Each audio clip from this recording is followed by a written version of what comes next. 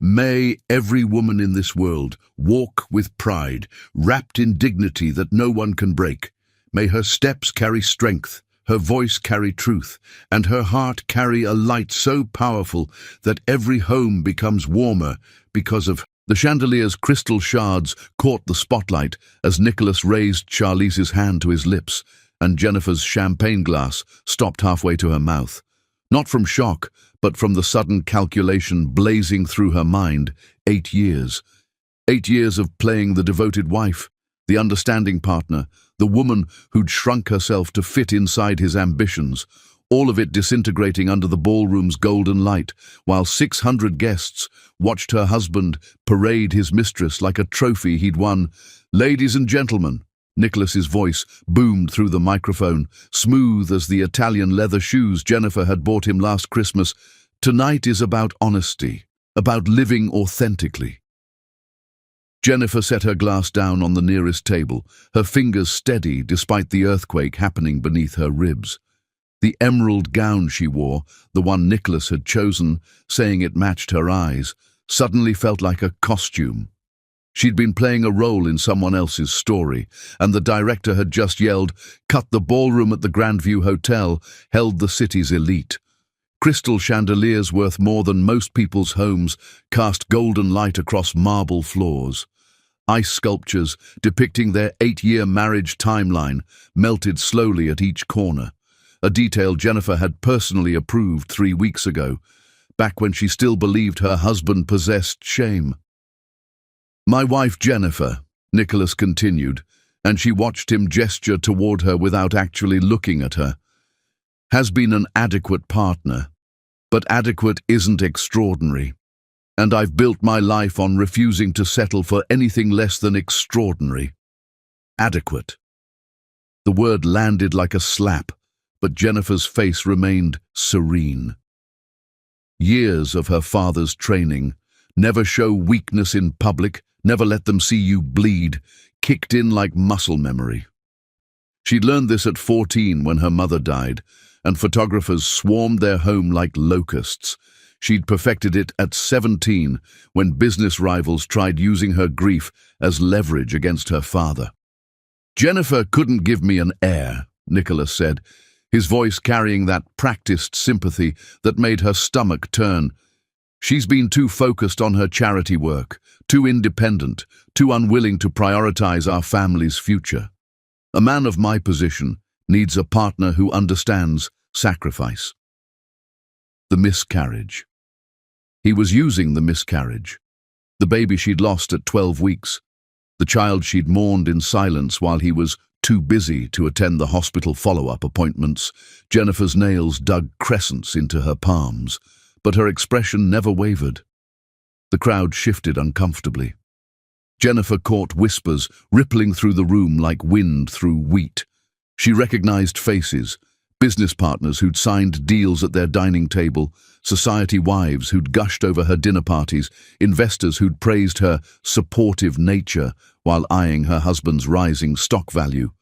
Charlize stepped closer to Nicholas, her red dress clinging to curves that Jennifer knew her husband had financed through personal training sessions he'd claimed were networking investments. The younger woman couldn't have been more than 26. Her smile was victorious, her hand possessive on Nicholas's arm, her diamond bracelet catching light. The same bracelet Jennifer had admired in a boutique window 6 months ago, the one Nicholas had said was too extravagant.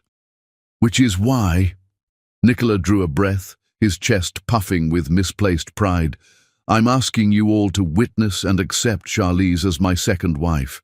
In many cultures, powerful men have understood that legacy requires multiple partnerships. I'm simply being honest about what I need to build my empire." The silence lasted exactly 3 seconds. Then the laughter started small. A chuckle from the back corner where the younger tech entrepreneurs had clustered, the ones who'd built their fortunes on disruption and had no patience for old money pretension. Then it spread like wildfire, gaining volume and viciousness. Jennifer's eyes tracked the source.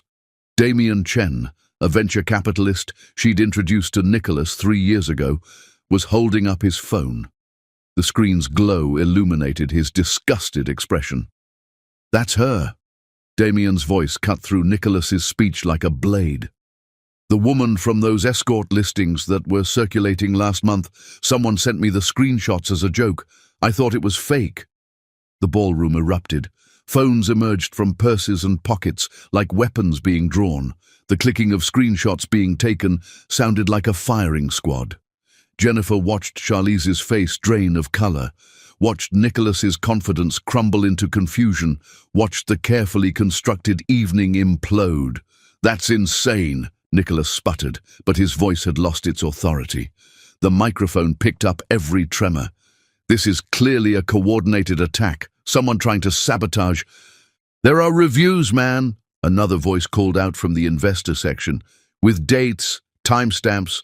While you two were definitely together, level hotels, the Meridian downtown, even the corporate apartments near your office. 5-star ratings for discretion and enthusiasm," someone else added, their tone dripping acid. "Really moving up in the world, Nicholas?" Jennifer stood perfectly still as chaos bloomed around her. She'd known about Charlize for 14 months, had watched Nicholas transform from the man who once surprised her with handwritten notes in Italian to a stranger who came home smelling like unfamiliar perfume and lies.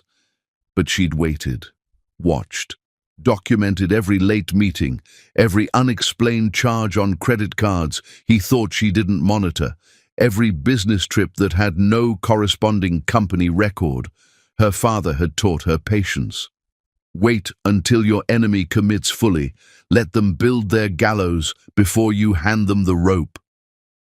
Nicholas was scrambling now, his hand raised for silence that wouldn't come. "Everyone, please, this is my anniversary, my moment of truth." "Your moment of humiliation," a woman's voice rang out. Jennifer recognized Vivian Cross, CEO of a pharmaceutical empire and someone who'd lost her own husband to a younger woman. "We're watching you destroy your marriage for an escort. That's not power, Nicholas, that's pathetic." The crowd's mood shifted from shocked amusement to something uglier, contempt. Jennifer could taste it in the air, thick and acrid. Nicholas had miscalculated catastrophically. He'd thought his success gave him immunity from judgment. He'd believed his wealth made him untouchable. He'd forgotten that society's elite stayed elite by maintaining appearances, and he'd just set those appearances on fire. Her father's business partner, Vincent Romano, materialized beside her like a ghost. He leaned close, his voice barely audible beneath the crowd's growing roar. "Your father's been tracking her for 6 months, Vincent murmured. Maxwell Technologies planted her at that conference in Singapore. They wanted Nicholas's algorithm codes, the facial recognition software worth 800 million. She's been photographed entering their headquarters 17 times. Wire transfers from their shell companies, the whole operation." Jennifer's breathing steadied. The pieces clicked into place with brutal clarity. Nicholas hadn't just betrayed her for passion, he'd been manipulated, used, played like a cheap instrument by competitors who'd identified his weakness, vanity and lust wrapped in midlife crisis paper, and he'd chosen this public humiliation, this spectacle, as the stage for his downfall. She moved then, not toward Nicholas, but toward the exit. Her heels clicked against marble with the rhythm of a countdown. The crowd parted instinctively, recognizing the shift in power even before understanding it. Conversations died in her wake. 600 people watched a woman walk away from her execution with the grace of a queen abdicating by choice.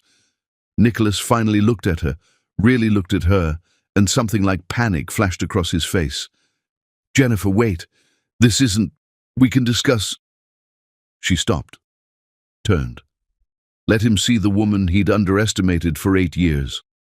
Let him see the daughter of Ricardo Castellano, the girl who'd been trained since birth to command rooms and destroy enemies. When she spoke, her voice carried to every corner of the suddenly silent ballroom. "I release you from our marriage, Nicholas. Consider yourself free to pursue whatever extraordinary future you believe you deserve." She pulled off her wedding ring. The 3-carat diamond he'd proposed with on a beach in Positano, back when his startup was worth nothing and his promises were everything. The metal had worn a groove into her finger. 8 years of wearing someone else's promise. It caught the light as she placed it deliberately on top of the champagne tower, the platinum band clinking against crystal. "The ring stays," she said, her words measured and final, "just like your dignity. May they both dissolve as beautifully as your reputation." Charlize made a small sound. Something between a gasp and a whimper. Nicholas reached toward Jennifer, but the distance between them might as well have been an ocean. The exit doors opened before she reached them. Her father's security team, always close but never visible, had been waiting. 4 men in impeccable suits formed a corridor. Jennifer walked through it into the night air, her spine straight, her head high, her heart splintering into pieces she'd reassemble later, in private, where Nicholas would never see.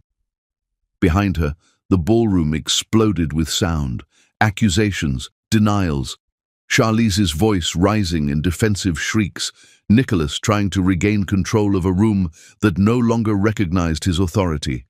The social equivalent of blood in the water, and the sharks were circling. But Jennifer was already pulling out her phone, already dialing the number she'd sworn she'd never call. The number that meant surrender. The number that meant returning to the world she'd abandoned for love.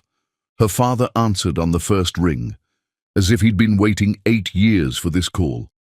"I'm coming home," she said, her voice steady as stone. "Activate Protocol Raphael." There was a pause. Jennifer heard ice clinking in a glass, heard the leather creak of her father's office chair. Then Ricardo Castellano's response came through, heavy with satisfaction and sorrow. "Welcome back, daughter. Let me show you how empires bury their mistakes." Chapter 2. The woman he never knew. The penthouse smelled like another woman's perfume when Nicholas returned at dawn, but the scent that stopped him cold was unfamiliar. Jennifer's belongings were gone, and so was every trace that she'd ever softened his sharp edges. Nicholas stood in the doorway of what had been their bedroom for 5 years, his tuxedo wrinkled from the night he'd spent fielding calls from investors, lawyers, and one memorable threat from Damien Chen about removing funding from his Series C. Round his eyes, struggled to process the empty space before him. The bed remained, a California king with the Italian linens Jennifer had insisted on, the ones that cost more than his first car, but her side table was bare. No books stacked haphazardly with dog-eared pages marking her place in 3 novels simultaneously. No reading glasses with the tortoiseshell frames, no lavender sleep spray she used because she claimed it helped her mind quiet. No framed photo of them in Florence from their honeymoon, the one where they were both laughing, young and stupid with love, gelato melting down her wrist while he kissed her neck. The absence screamed louder than any argument they'd ever had. He moved through the apartment, like a ghost haunting his own life. Each room revealed new voids. The living room's bookshelf, half of it dedicated to Jennifer's collection of poetry and Italian literature, stood empty on her side. The piano she'd played on Sunday mornings while he pretended to read the financial reports was closed, the sheet music gone. Even the throw pillows she'd bought over the years, the ones that had slowly transformed their minimalist space into something resembling a home, had vanished. The bathroom held none of her products, no French moisturizer she'd used every night, the one that made her skin smell like roses and cost $200 a jar. No jasmine perfume he'd bought her in Paris during their 2nd anniversary trip. No hair ties that used to litter every surface, no makeup scattered across the counter, no toothbrush in the holder beside his. It was as if she'd never existed here, as if 8 years had been erased in a single night. The closet destroyed him. His suits hung in neat rows on his side, untouched, but Jennifer's side gaped empty, hangers swaying slightly from the ventilation system, creating a rhythmic creaking that sounded like mockery. He remembered her clothes, the designer pieces she wore to events, The casual jeans and sweaters she preferred at home, the collection of vintage band t-shirts she'd owned since college all gone. But it was the kitchen that finally broke through his shock. The little yellow, sticky notes she used to leave, reminders, jokes, Italian phrases she was teaching him, were gone, all of them. He'd pulled half of them down over the years, dismissing them as clutter. Ti amo più della luna e tutte le stelle had been on the refrigerator last week. I love you more than the moon and all the stars. He'd barely glanced at it while grabbing his morning coffee. Now he'd trade everything to find just one. His phone buzzed. 17 missed calls from investors, 43 text messages, 6 voicemails from board members. The company group chat had exploded with 247 unread messages. He ignored them all and dialed Jennifer's number with shaking fingers. The automated voice was clinical. The number you have reached is no longer in service. Disconnected. She disconnected her number. Panic, real and primal, clawed up his throat. He called again, knowing it was futile. The same automated message he tried: her email, delivery failure. Her social media accounts showed either deleted profiles or blocked access. He couldn't tell which. Her LinkedIn was gone. Even her professional translator website had been taken down. Jennifer Santos Whitmore had vanished from digital existence. Think, he muttered, pacing the empty living room. His reflection caught in the window, disheveled, tie loose, eyes bloodshot. Her office, her friends, someone knows where she went. But even as he said it, he realized the truth. Jennifer had no office. She'd worked from home, taking translation contracts remotely. Her friends, how many times had she asked him to attend dinners with them, and he'd been too busy? He couldn't remember a single name. She'd attended his events, met his contacts, networked for his benefit. He'd never reciprocated. His assistant Garrett arrived at 7, looking like he'd aged a decade overnight. The man's usual composure had fractured into something resembling pity. He carried his briefcase like it held a bomb. I have information, Garrett said, setting his tablet on the counter with deliberate care. You need to sit down. I don't need to sit down. I need to find my wife. Ex-wife, technically. The divorce papers were filed at 6 a.m. this morning. Process server is scheduled for 10. Garrett pulled documents from his briefcase, but that's not the real problem, Mr. Whitmore. Nicholas grabbed the papers, scanning them frantically. The legal language blurred, but certain phrases jumped out: adultery, public humiliation, emotional cruelty, irreconcilable differences. Jennifer was claiming nothing: no alimony, no community property split, no settlement, just dissolution and restoration of her maiden name. This doesn't make sense, Nicholas said. His hands trembled, crinkling the pages. 8 years of marriage, and she wants nothing. The prenup entitled her to... She waived everything in the prenup that you forgot to read carefully, Garrett interrupted. But Mr. Whitmore, did you ever actually research your wife's background? Her full background? What the hell are you talking about? Jennifer worked as a translator when we met. Freelance. She came from money, but nothing excessive. Her father was in business, she said. Real estate or something. She never wanted to discuss it. Her maiden name is Castellano. The room tilted. Nicholas sat down after all, his legs suddenly unable to support his weight. As in Riccardo Castellano, Garrett continued, his voice gentle like he was explaining terminal illness. He pulled up files on his tablet. Owner of Castellano Holdings, he controls 40% of this city's commercial real estate. Shopping centers, office towers, apartment complexes, warehouse districts. The building we're standing in right now? Castellano Holdings? Your office tower downtown? Castellano Holdings. The warehouse district where your servers are housed and your data center operates? Also Castellano Holdings? Nicholas's vision blurred at the edges.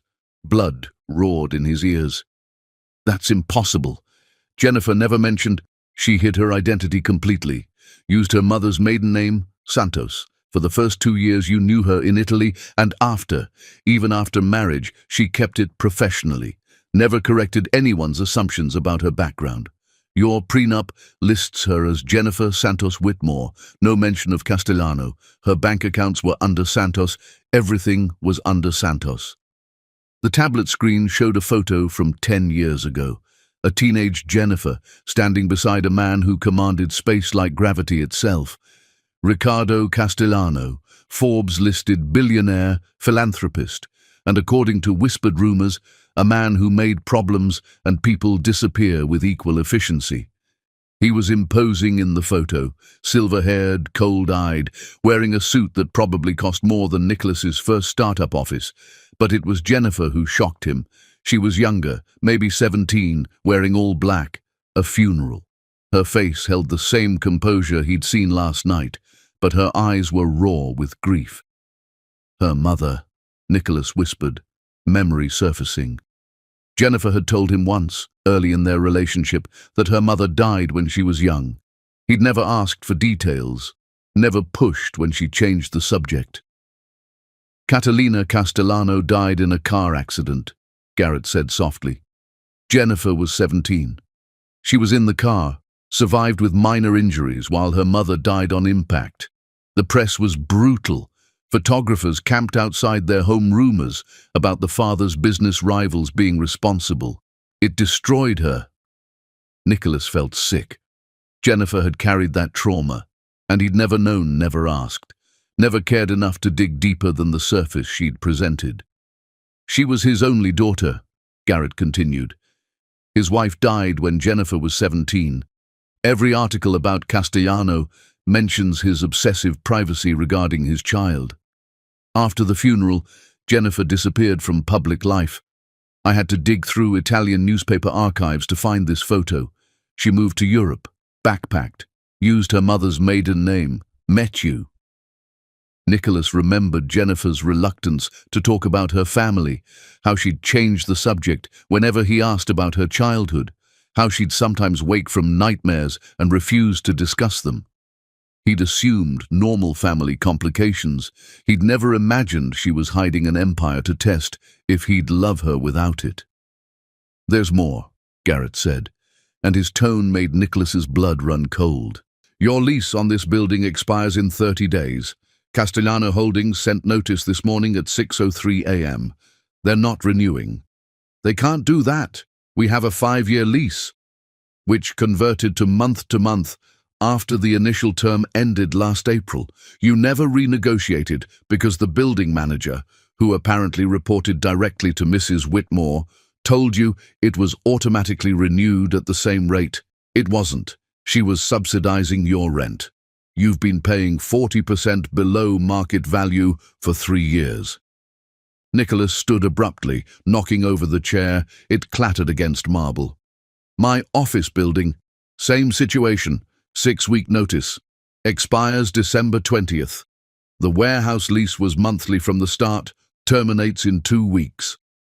Garrett pulled up more documents, his fingers swiping through page after page of financial devastation.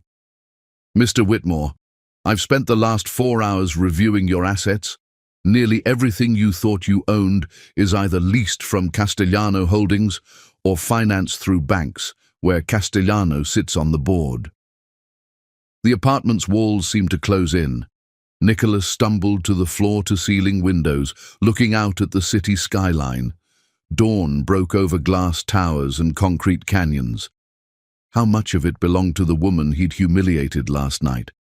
How much power had she wielded silently while he'd played king? The prenup, Nicholas said suddenly, memory surfacing. I remember now. Jennifer insisted on one, hired her own lawyer, said she wanted to make sure I married her, not her prospects. I thought it was sweet, naive. And you signed it without reading carefully because you assumed she had no prospects worth protecting. The prenup is a masterpiece of legal strategy. She waived all rights to your company, your patents, your intellectual property, anything you built.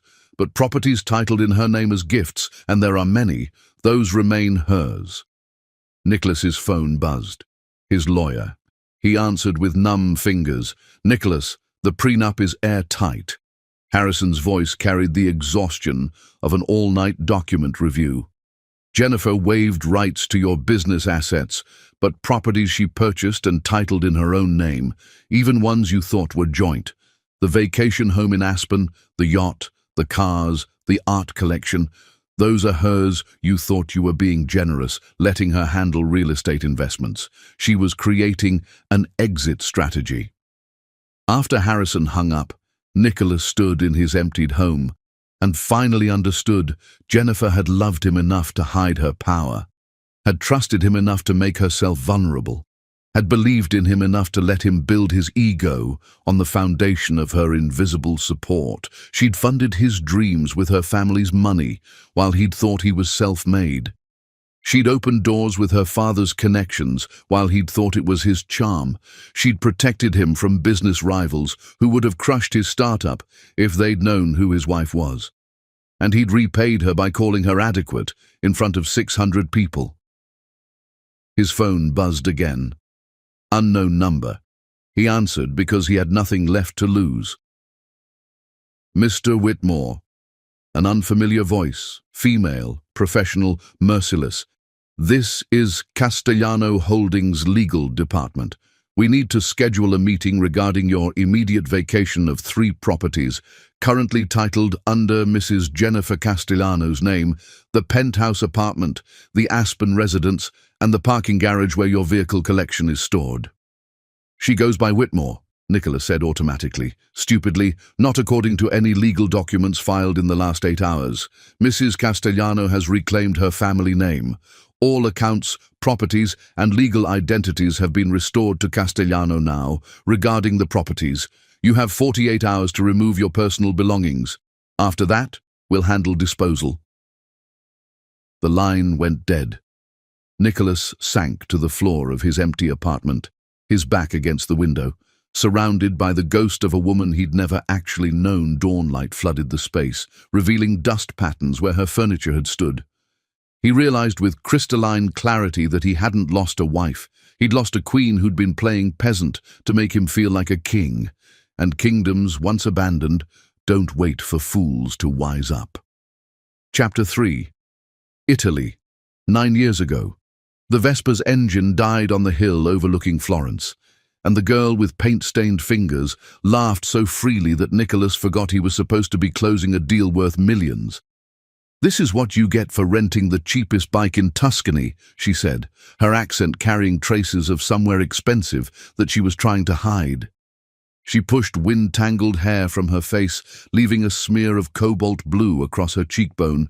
Nicholas had noticed her 3 days earlier at a cafe near the Duomo. She'd been sketching in a battered journal, drinking espresso, completely absorbed in whatever she was creating. He'd been there for a tech conference, pitching his facial recognition software to European investors who had more money than vision. The meetings had gone poorly. His product was too ambitious, they'd said. Too risky. Come back when you have proven revenue. He'd walked out of the final rejection and found her still at that cafe, now arguing with the waiter in fluid Italian about the difference between a macchiato and whatever bastardized version the tourist trap was serving. "You speak Italian," he'd said, sitting down without invitation. She'd looked up, dark eyes assessing him with unsettling accuracy. "You speak obvious. American? San Francisco, tech sector, recently humbled." He'd ordered 2 actual macchiatos. "You're American too. California, if I'm guessing right. But you've been here long enough to know which cafes are authentic." 6 months. She'd closed her journal before he could see the sketches. "I'm Jennifer. No last names, no personal history, no expectations. Those are my rules for travel friendships. Nicholas, and I can work with those rules." That had been 3 days ago. 3 days of wandering Florence like they were characters in someone else's story. She'd shown him hidden galleries tourists never found. He'd made her laugh by attempting Italian with his horrific American accent. They'd shared a bottle of wine sitting on the Ponte Vecchio at sunset, their legs dangling over the Arno, and she'd told him about losing her mother without saying how or when, just that grief had weight, and she was trying to walk far enough to leave it behind. Now the Vespa was dead, and they were stranded on a hill with vineyards stretching to the horizon. "We should call for help," Nicholas said, pulling out his phone. No signal. Of course. Jennifer laughed again, that unguarded sound that had captivated him from the start. "Or we could walk. There's a village 2 kilometers that way. We could have lunch, drink wine, pretend we're people who don't have real lives waiting to reclaim us." "What's your real life?" he asked, knowing she wouldn't answer. Complicated, controlled, suffocating. She started walking, her sundress catching the breeze. "What's yours?" "Broke, ambitious, probably foolish." He followed her down the dusty road. "I'm trying to build something that matters. Software that could change security, identification, missing persons recovery. But no one believes I can do it." "Do you believe you can do it?" "Yes." She stopped walking and turned to face him. The Tuscan sun caught the gold in her dark hair. "Then their belief is irrelevant. Build it anyway." The village was small, a church, a trattoria, maybe 15 homes. The owner of the restaurant recognized Jennifer immediately, greeting her like family. They spoke rapid Italian, while Nicholas tried to follow. Something about her staying at a villa nearby, painting the landscape, extending her trip indefinitely. They ate pasta made by the owner's wife, drank wine from the owner's brother's vineyard. Jennifer told him about backpacking through Europe after finishing graduate school, about using translation work to fund her wandering, about choosing freedom over the life her family had planned. "They wanted me to be someone specific," she said, twirling pasta on her fork. "Someone polished, someone who attended the right events and married the right person and never questioned what right meant.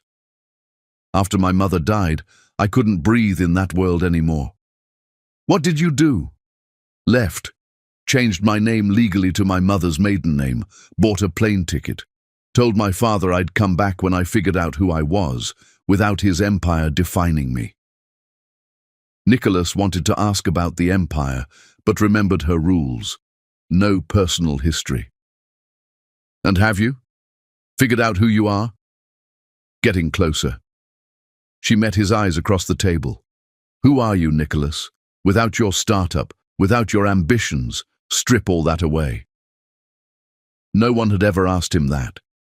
His entire identity was wrapped in what he was building, what he would become. Without it, he was just a kid from a middle-class suburb who'd gotten lucky with coding skills and unlucky with venture capital timing. "I don't know," he admitted. "Then maybe we're both searching for the same thing." They stayed in the village until evening.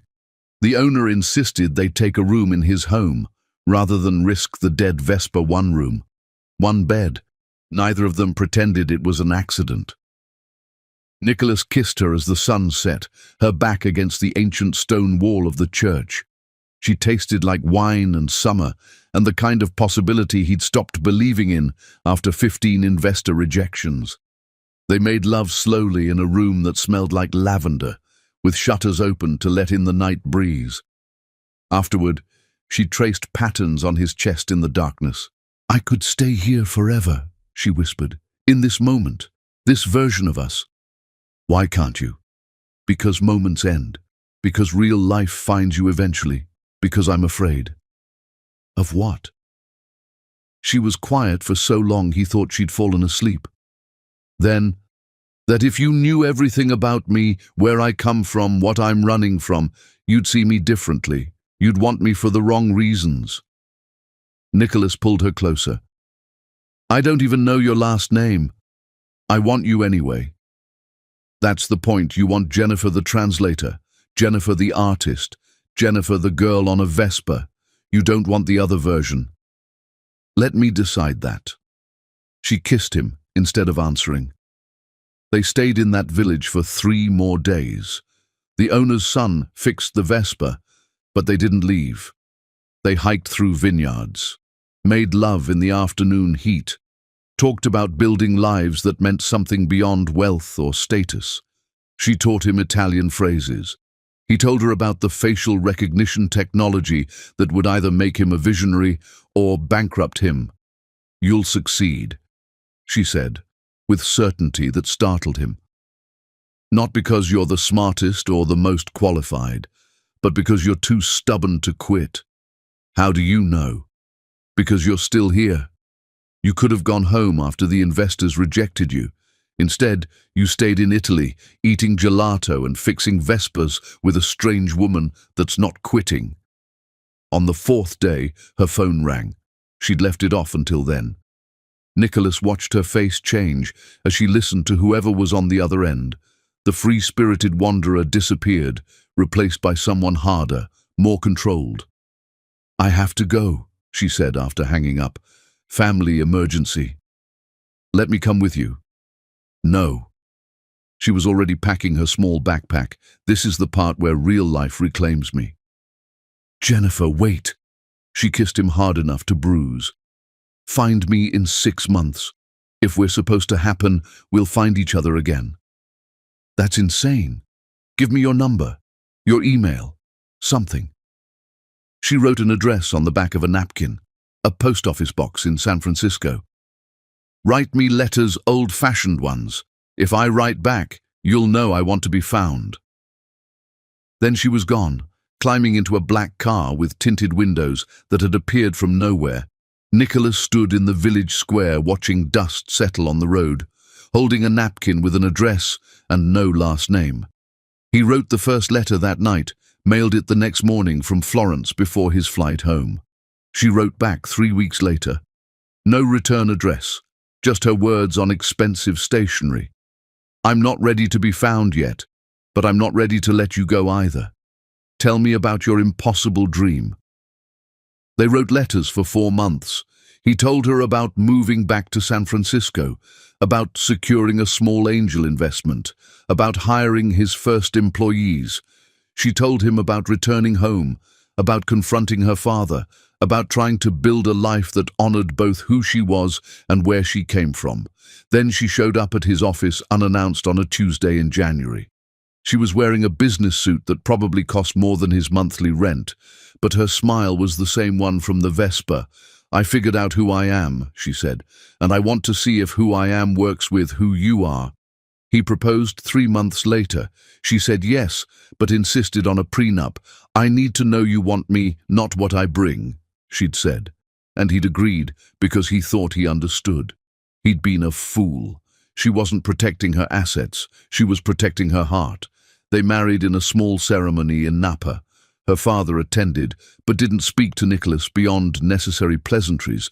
Jennifer wore her mother's dress. She cried during the vows. Nicholas promised her integrity, partnership, a life built on choice, not obligation. He'd kept that promise for maybe 3 years before ambition started whispering that he deserved more. That Jennifer's independence was neglect, that a man of his rising status needed a different kind of wife.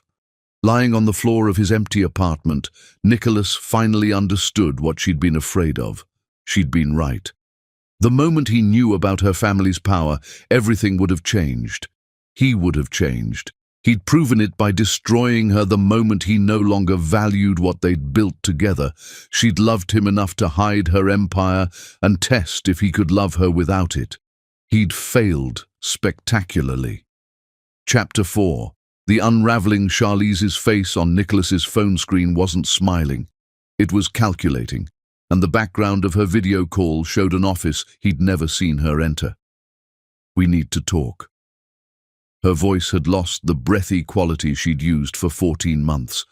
Now she sounded businesslike, professional, nothing like the adoring woman who'd whispered that she couldn't live without him. Nicholas sat in his temporary office, a WeWork space he'd rented after being evicted from the Castellano building.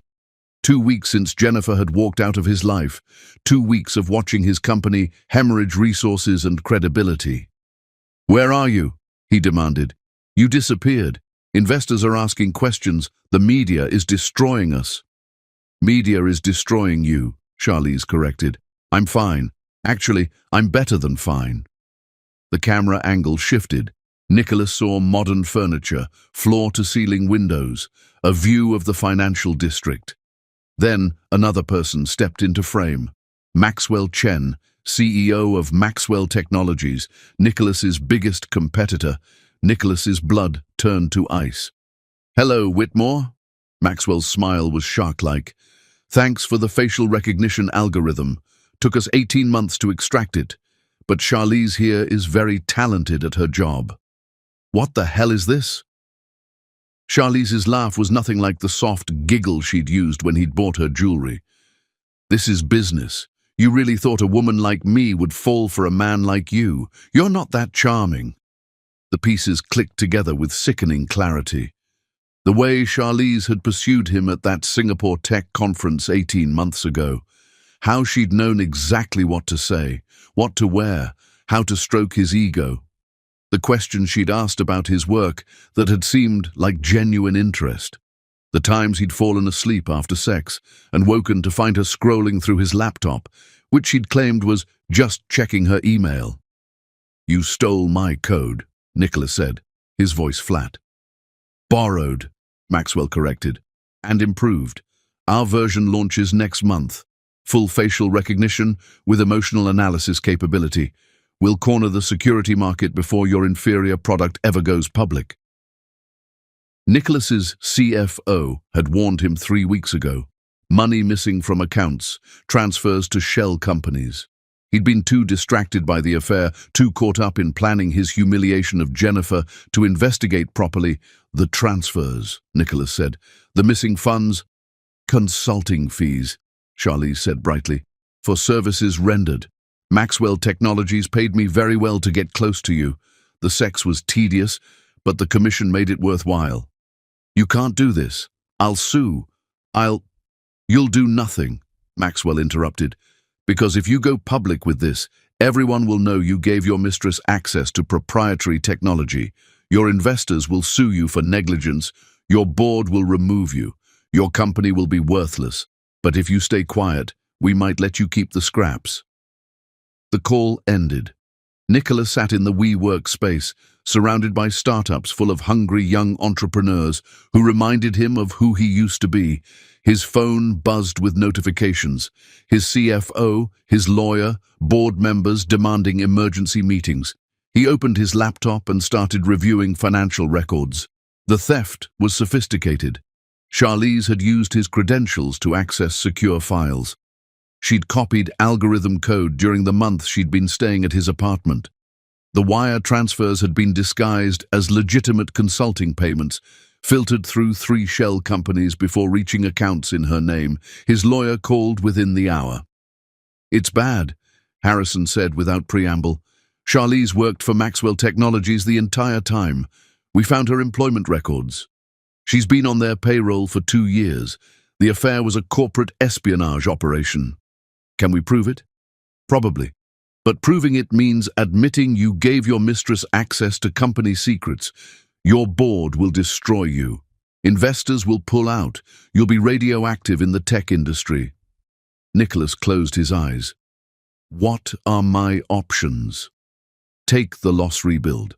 Hope Maxwell's version has enough differences that we can claim independent development. Or go to war and risk losing everything." After Harrison hung up, Nicholas pulled up security footage from his office building there, Charlize entering after hours, using the keycard he'd stupidly given her. Meeting with someone in the parking garage, a man whose face Nicholas now recognized from LinkedIn, James Park, Maxwell Technologies' chief engineer. His email pinged, a message from an unknown sender with a video attachment. He opened it despite knowing he shouldn't. The video showed Charlize at a restaurant with Maxwell and 2 others. The audio was clear. "Is he actually going to announce me as his second wife?" Charlize was laughing. "That's perfect. The public humiliation will destroy his credibility. No one takes a man seriously after that kind of disaster." "You've done well," Maxwell said. "The algorithm code alone was worth 5 million, but destroying his marriage to Ricardo Castellano's daughter, that's priceless. Castellano will crush him now. We won't have to." Charlize raised her wine glass. to the easiest money I've ever made. All I had to do was endure mediocre sex and listen to him complain about his wife. The video ended. Nicholas vomited in the WeWork bathroom. Then he sat on the floor and finally understood the magnitude of his stupidity. Jennifer had known. That's why she'd never fought back, never caused scenes, never begged him to stay. She'd been waiting for him to realize the trap he'd walked into. She'd probably known about Charlize's real employers before he'd even brought her to their anniversary party. His business partner Derek called. "Board meeting tomorrow. They're voting on your removal as CEO. I tried to fight it, but after the news about Maxwell Technologies launching a competing product, they're using my code. Prove it, because right now, you just look like a man who destroyed his marriage, humiliated his wife, and lost his company's competitive advantage in the same night investors want you gone." Nicholas spent the night reviewing everything, the contracts, the transfers, the timeline of his relationship with Charlize. Every piece of evidence confirmed what he already knew. He'd been played, manipulated, used. But worse than being used was knowing he'd destroyed Jennifer for it. He'd humiliated her publicly for a woman who'd never cared about him. He'd thrown away 8 years of marriage, the only real relationship he'd ever had, for corporate espionage wrapped in a red dress. His phone buzzed at 3 a.m. A text from a number he didn't recognize. "Maxwell Technologies acquisition announcement tomorrow. Castellano Ventures purchased them for $2.1 billion. All assets, all patents, all personnel, effective immediately. V. Romano." Nicholas stared at the message. Vincent Romano, Jennifer's father's business partner, the man who'd stood beside her at the anniversary gala. He pulled up the news. Breaking story. Castellano Ventures completes hostile takeover of Maxwell Technologies, all executives to be replaced. Complete corporate restructuring planned. Jennifer had just bought the company that had tried to destroy him. She now owned his stolen code, owned Charlize's employers, owned the entire operation that had targeted him. But the message from Romano had one more line he'd missed. "Mrs. Castellano says you have 48 hours to vacate her properties. Everything you own is headed for foreclosure. She's calling in every loan, every lease, every debt. Good luck." Nicholas understood then. Jennifer wasn't just walking away. She was systematically dismantling everyone who had hurt her, including the mistress's employers and the husband who'd betrayed her. He was watching an empire burn his life to ashes. Chapter 5. 3 months later. Her resurrection. 10 Rolls-Royces don't arrive quietly. They arrive like thunder, and every neighbor's curtain twitched as Jennifer stepped out wearing her mother's emerald necklace and the smile of a woman who'd stopped playing small. The Castellano estate sprawled across 15 acres in the city's most exclusive neighborhood. Jennifer hadn't been here since her wedding day 8 years ago, when she'd walked out of these gates toward a life she'd thought would be built on love. Now she was walking back in, reclaiming the empire she'd abandoned for a man who'd proven unworthy of the sacrifice. 800 guests filled the mansion's ballroom and gardens. Every major player in tech, finance, real estate, and politics had received an invitation. Refusing would have been professional suicide. Attending meant acknowledging the shift in power. Jennifer Castellano was back, and she was done being invisible. Nicholas learned about the event from a LinkedIn notification. The entire tech industry was discussing it, Castellano Ventures' first major gala since Ricardo's daughter had returned to the company. Speculation ran wild about her plans, her role, her intentions. He arrived uninvited, desperate. Charlize was with him, clinging to his arm with desperation that mirrored his own. She'd been fired by Maxwell Technologies during the acquisition, blacklisted from the industry, facing lawsuits for breach of contract. They'd found each other in their mutual destruction, 2 people drowning who'd grabbed the same piece of wreckage. The security at the estate gates was military grade. 6 guards in black suits stopped them immediately. Names? Nicholas Whitmore. "I need to speak with Jennifer." "Not on the list, leave." She's my wife. Mrs. Castellano is divorced. You have no relationship to this family. Leave or we'll remove you. Charlize tried her desperate charm. Please, we just need 5 minutes. Tell her, Charlize. The guard's expression turned cold. We know exactly who you are, Miss Dawson.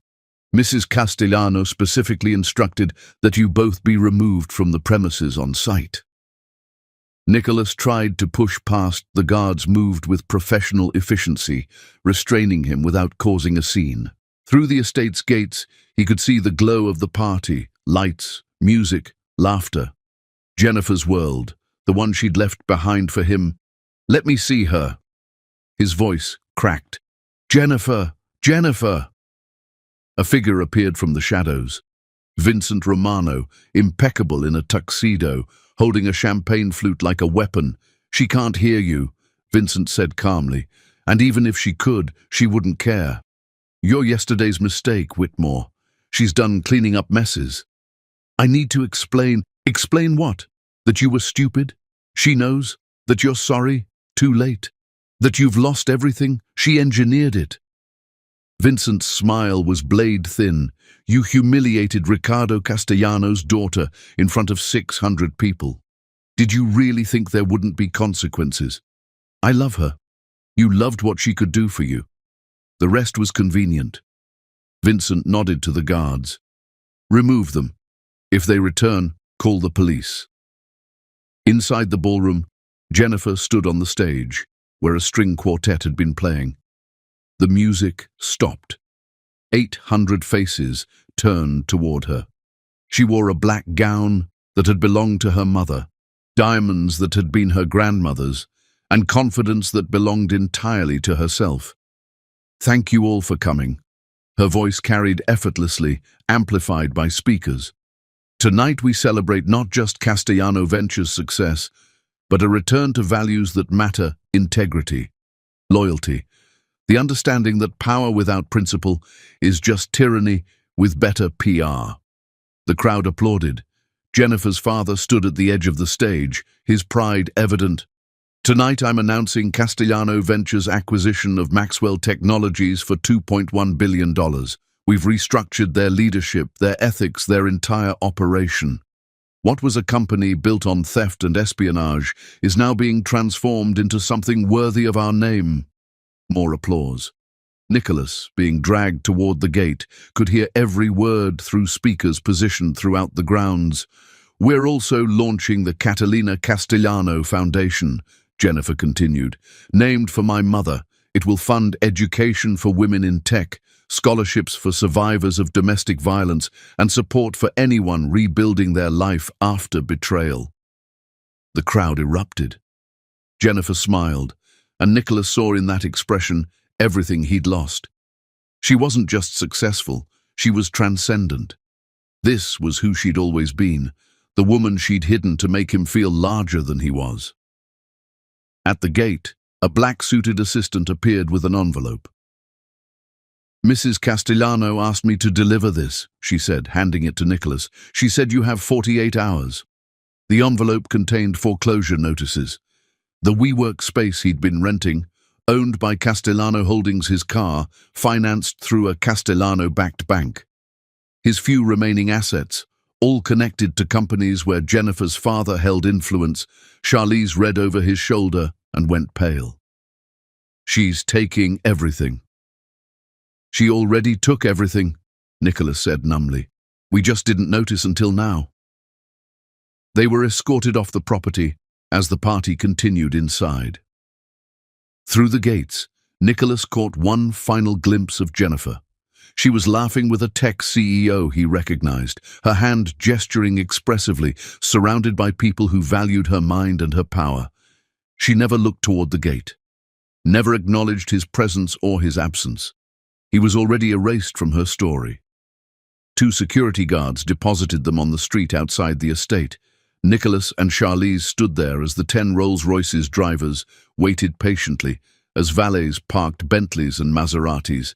As the elite celebrated inside the world Nicholas had thought he belonged to. What do we do now? Charlize asked, mascara running from tears she should have cried when she decided to betray him. Nicholas pulled out the foreclosure notices. In Jennifer's handwriting, there was one additional line he'd almost missed. "You wanted extraordinary. Try rebuilding from nothing like I had to. Maybe you'll learn what actually matters." "We survive," Nicholas said finally. "If we can." Chapter 6.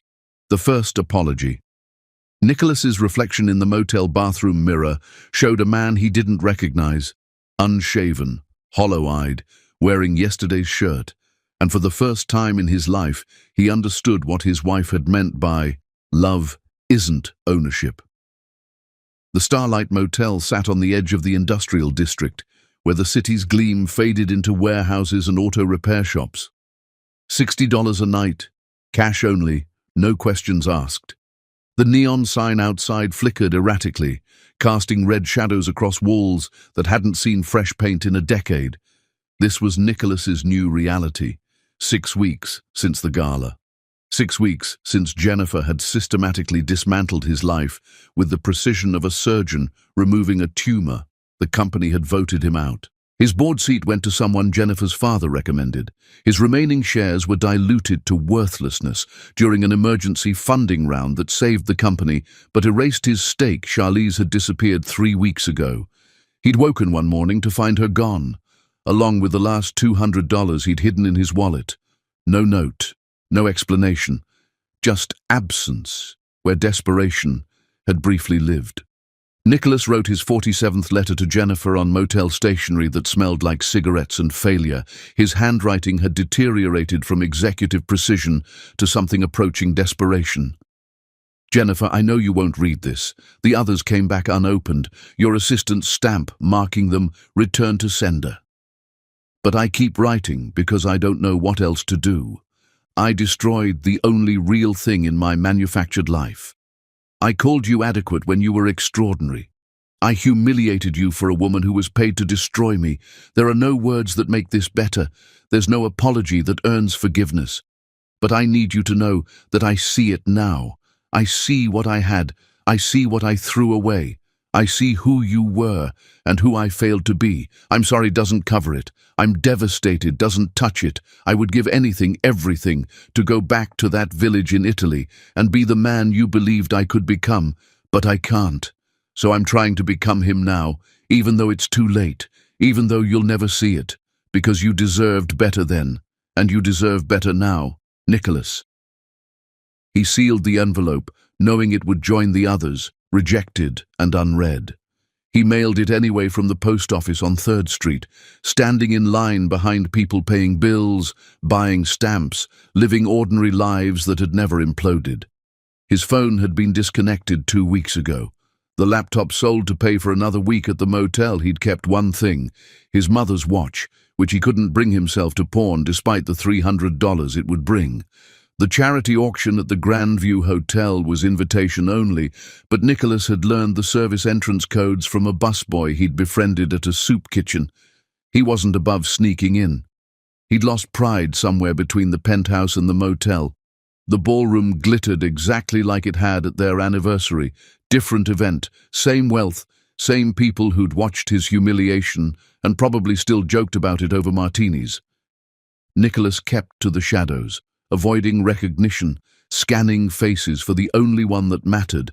Jennifer appeared at 9 o'clock, wearing midnight blue silk that made her look like expensive darkness. Her hair was different, shorter, more severe, nothing like the soft waves she'd worn during their marriage. She moved through the crowd with authority he'd never truly appreciated, stopping to speak with donors, her smile professional but warm. She was 20 feet away when someone recognized Nicholas. "Is that Whitmore?" The whisper carried like poison. "What's he doing here?" Security materialized instantly. 2 guards, professional and courteous, but firm. "Sir, your name isn't on the guest list." "I need to speak with Jennifer Castellano." "Mrs. Castellano isn't available. Please leave voluntarily, or we'll escort you out." Jennifer's head turned at the commotion. Her eyes met his across the ballroom, and Nicholas watched her expression cycle through recognition, dismissal, and something that might have been pity before settling on absolute indifference. She turned back to her conversation as if he'd never existed. "Jennifer!" His voice cracked. People stared. He didn't care anymore. "Please! 5 minutes. Just 5 minutes." The security guards gripped his arms. Jennifer said something to the woman she'd been speaking with and walked toward them. Hope flared in Nicholas's chest until he saw her face up close. There was no warmth there, no recognition of what they'd been, just the cool assessment of someone dealing with an inconvenience. "Let him go," she told security. Then to Nicholas. "Outside, you have 3 minutes." The terrace overlooked the hotel gardens, empty except for them, and a guard stationed discreetly at the entrance. The October air bit through Nicholas's worn jacket. Jennifer stood with her arms crossed, waiting. "I'm sorry," Nicholas started. The words felt pathetically inadequate. "I know that's not enough. I know I destroyed everything. But I need you to know that I understand now. What I had, what you sacrificed, what I threw away." "Are you finished?" Her voice was ice. No emotion, no anger, nothing. That hurt worse than hatred would have. "Jennifer, please, I was an idiot. I was manipulated, yes, but that's not an excuse. I made choices, bad choices. I hurt you in ways that can't be undone. But the man you met in Italy, the man you believed in, he's still here. I'm trying to find him again." "That man never existed," Jennifer said quietly. "He was a fantasy I created because I wanted to believe love could be simple, that I could escape my family's world and build something real. But you proved my mother right. Powerful men don't marry for love. They marry for what love can give them." "That's not true." "Don't." Her voice sharpened. "Don't lie to yourself or to me. You loved what I did for you. The doors I opened with my father's connections. The money I invested in your company through shell accounts. You never questioned the social capital I brought. You loved having a wife who was smart enough to be interesting, but invisible enough not to threaten your ego. I loved you." He stepped closer. She stepped back. "You loved the idea of me, the translator who chose you, the woman who made you feel like you'd won something precious. But you never loved Jennifer Castellano. You never even tried to know her. Then let me try now. Let me learn who you are. Give me a chance to..."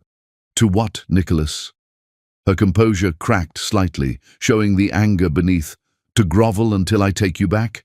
To rebuild your life using my resources while pretending it's love? You don't want me. You want what I represent. The same thing you wanted when you destroyed our marriage for a woman you thought was an upgrade." The words hit like physical blows.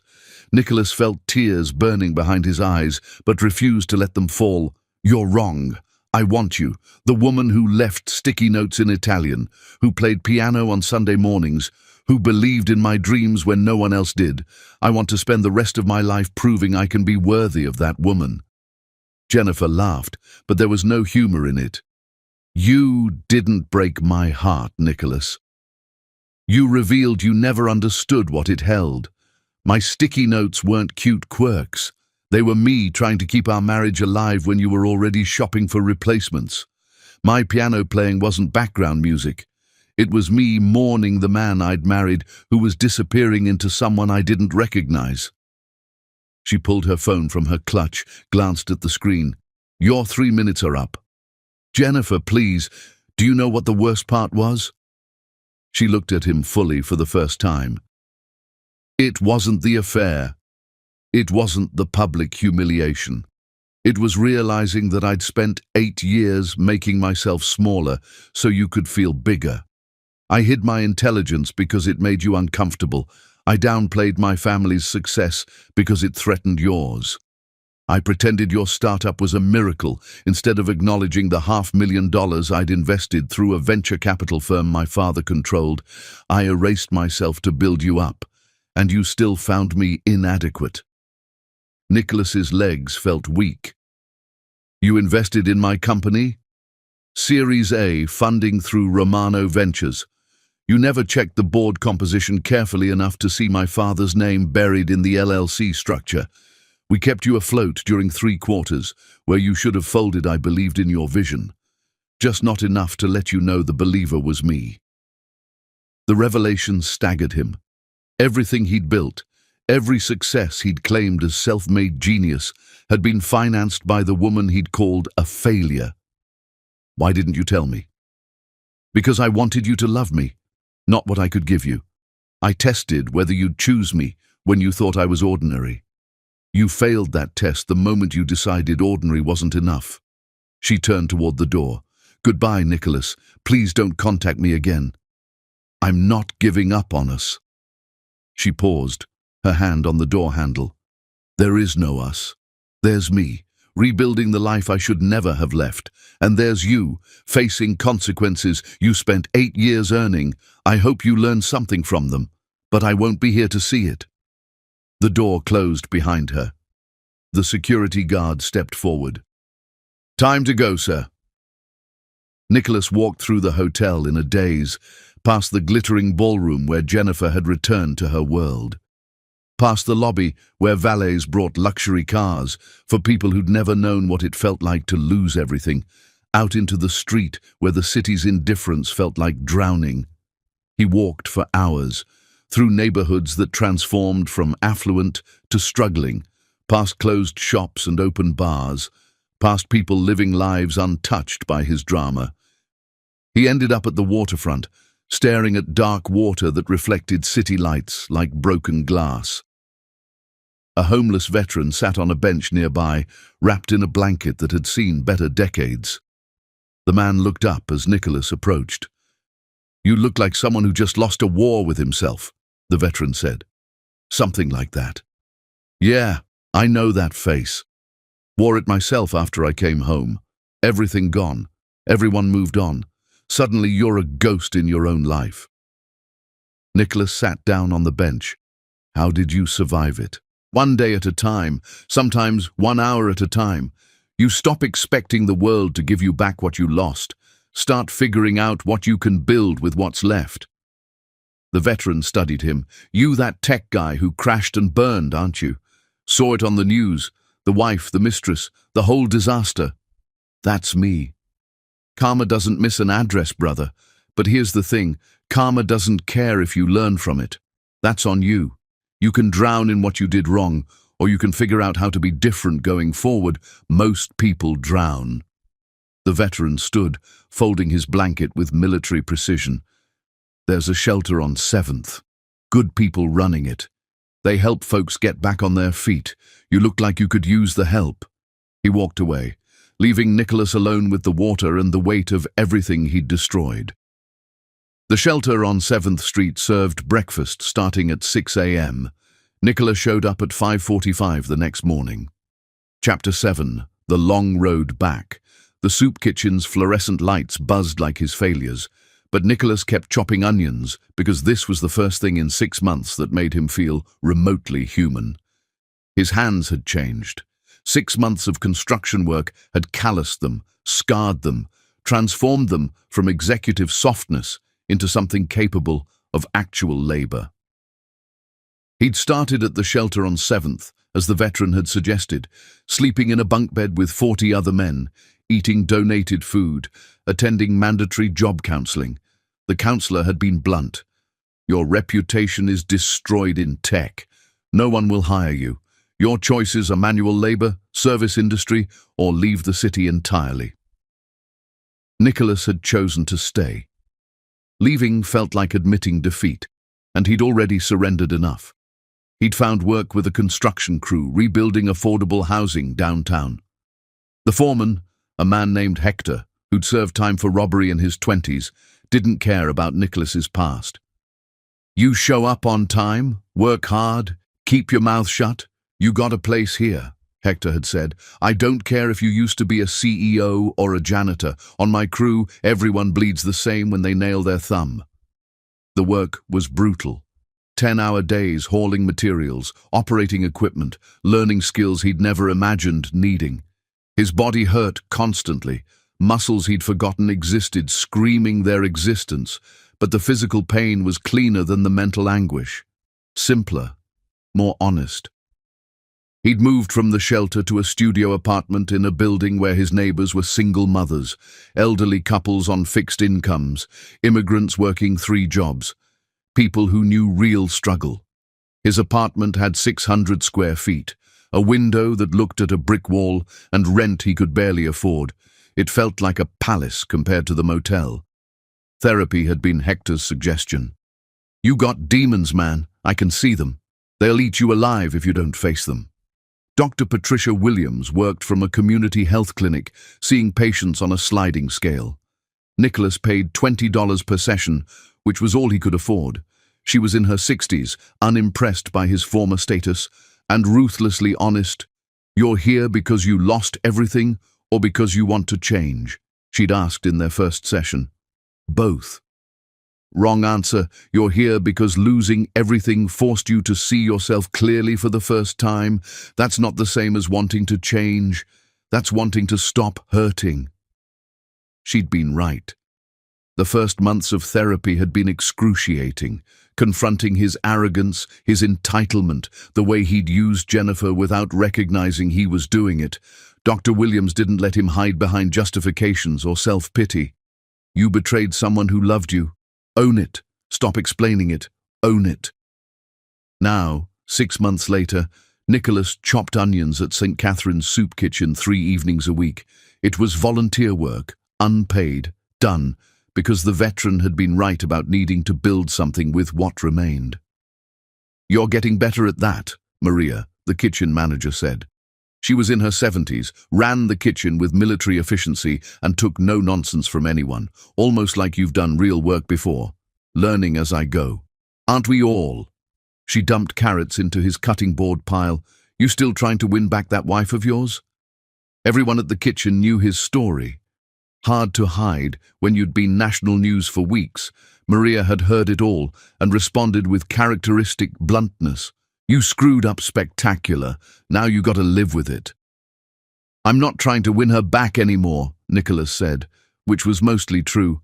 "I'm trying to become someone who deserved her in the first place." "That's growth." Maria nodded approvingly. Most men would still be making excuses. During his lunch break from construction work, Nicholas had started going to the public library. He'd discovered Jennifer's name on a donor plaque for the building's renovation. That had led to research, searching her name in old articles, charity registrations, tax documents. What he'd found had gutted him.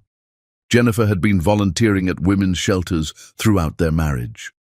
Every Tuesday evening, when she'd said she had book club, she'd been at Harbour House, reading to children whose mothers were escaping domestic violence. The scholarship program she'd mentioned once in passing, 200 students funded annually in her mother's name. The translation services she'd provided free to immigrant families navigating legal systems. She'd built an empire of quiet generosity while he'd been networking at cocktail parties and complaining about her wasting time on charity theatre. "She was always more than you saw," Dr. Williams had said when he'd shared this discovery. "People usually are. You just chose not to look." The library's computer gave him access to Castellano Ventures' website. Jennifer's official bio was brief. Jennifer Castellano serves as Executive Vice President of Strategic Initiatives. She holds degrees in linguistics and international business from Stanford and Milan's Bocconi University. Her focus areas include ethical technology investment and social impact ventures. Bocconi University. She'd never mentioned studying in Milan. He'd assumed her year in Italy had been wandering. She'd been earning a graduate degree. Every discovery was another knife twist. Everything he'd dismissed as cute or trivial had been substance he'd failed to recognize. Nicholas wrote his final letter to Jennifer on a Saturday morning, not begging anymore, just acknowledging. "Jennifer, this is the last letter I'll write. You asked me not to contact you, and I'm finally respecting that I'm not writing to ask for anything. I'm writing to say what I should have said 8 years ago. You were enough. You were always more than enough. I was the one who was inadequate, not you. I'm working construction now, living in a studio on the east side, volunteering at a soup kitchen where your mother's foundation provides funding. I saw the plaque, learning about all the things you did that I never appreciated. The shelter work, the scholarships, the translation services. The woman I married was extraordinary, and I was too self-absorbed to see it. I don't expect forgiveness. I don't deserve it. But I want you to know that destroying our marriage taught me more about love than building it ever did. I hope you're happy. I hope whoever you end up with sees you clearly, really sees you, the way I should have from the start. Goodbye, Jennifer. Thank you for trying to love me. I'm sorry I made it so hard. Nicholas. He didn't mail this one. He kept it folded in his wallet as a reminder of what he'd learned and what he'd lost. His construction crew was renovating a building 3 blocks from Castellano Ventures headquarters. Sometimes during lunch, Nicholas would see Jennifer's car, the Tesla she'd bought herself, not the Mercedes he'd thought was appropriate for his wife. Pulling into the parking structure he never approached, never tried to catch her attention, just watched from a distance, seeing her move through the world she'd reclaimed. You still hung up on her, Hector observed one afternoon, following Nicholas's gaze. Always will be. That's not something you get over. Then what's the point of all this? Hector gestured at their work. The therapy, the volunteering, the humble pie you're eating every day. If you don't get her back, what's it for? It's for becoming someone who would have deserved her, even if that person comes too late. Hector considered this. That's either really profound or really stupid. Haven't decided which. The 8th month brought an unexpected visitor. Nicholas was leaving the soup kitchen after evening shift when a black Mercedes pulled up. The back window lowered, revealing Ricardo Castellano's weathered face. "Get in, Whitmore." It wasn't a request. Nicholas climbed into the back seat, suddenly aware of his work clothes, his calloused hands, the smell of onions and sweat that clung to him. Ricardo studied him with the intensity of a predator assessing prey. The car didn't move. "My daughter still loves you. That's the only reason you're breathing. Don't make me regret my mercy." Nicholas found his voice. "I don't want mercy. I want to earn back what I destroyed." "You can't. What you destroyed doesn't exist anymore. She's not the woman who hid her identity to test your love. She's not the woman who made herself small for your comfort. You broke that version of her." "I know." "Do you?" Ricardo leaned forward. "Because from where I sit, you're still playing the same game. Living rough, working hard, performing redemption, all of it designed to prove something to her, to manipulate her sympathy, to engineer a second chance you haven't earned." The accusation stung because part of it was true. Nicholas had hoped his suffering would mean something to Jennifer, that his transformation would matter. "I'm not trying to manipulate her. I'm trying to change." "Why? What's the point if she's never coming back?" Nicholas looked out the window at the soup kitchen's lit windows, at the people filing in for dinner, the homeless, the working poor, the forgotten, people he'd never have noticed in his previous life. "Because she was right about me. I was a user, a taker, someone who measured people by what they could give me. I don't want to be that anymore, even if she never sees it, even if nobody sees it." Ricardo was silent for a long moment. Then, "My daughter is getting remarried in 3 months. Castellano tradition. The father chooses the groom. I chose someone worthy. A senator's son, good family, good values, someone who sees her clearly." The words landed like a physical blow. Nicholas felt the air leave his lungs. She said yes? She said she'd consider it, which from Jennifer means yes. She's done waiting for you to become what you should have been from the start. The car door opened. Controlled by Ricardo's driver, Nicholas was being dismissed. "Go home, Whitmore. Move on." She has. Nicholas stood on the sidewalk, watching the Mercedes disappear into traffic. The engagement information felt like dying, but beneath the pain was something else. a strange, hollow acceptance. Jennifer deserved to be happy. If that happiness didn't include him, then he'd lived long enough with his failures to know he had no right to interfere. He walked home through evening streets, past the construction site where he'd spend tomorrow hauling lumber, past the library where he'd learned who Jennifer really was, past the life he'd once had and would never have again. The letter in his wallet crinkled as he climbed the stairs to his studio. He pulled it out, read it one final time, then burned it in the kitchen sink. No more letters, no more apologies, no more hoping, just the long road back to becoming someone he could live with. Chapter 8. The Confrontation. Ricardo Castellano's office overlooked the city like a chessboard, and Nicholas finally understood he'd never been a player. He'd been a piece Jennifer had protected until he insisted on sacrificing himself. The summons had come through Hector. A lawyer had appeared at the construction site requesting Nicholas's presence at Castellano Ventures headquarters mandatory, immediate, non-negotiable. Nicholas had cleaned up in the site's bathroom, washing construction dust from his face and arms, changing into the one clean shirt he kept in his locker. It wasn't enough. He still looked like what he was, a man who'd fallen far and hadn't climbed back up. The Castellano building was 43 stories of glass and steel dominance. Nicholas had been here once before, 8 years ago, when Jennifer's father had coldly congratulated them on their wedding and offered to set Nicholas up with a real job Nicholas had refused with the arrogance of a man who thought he'd already made it.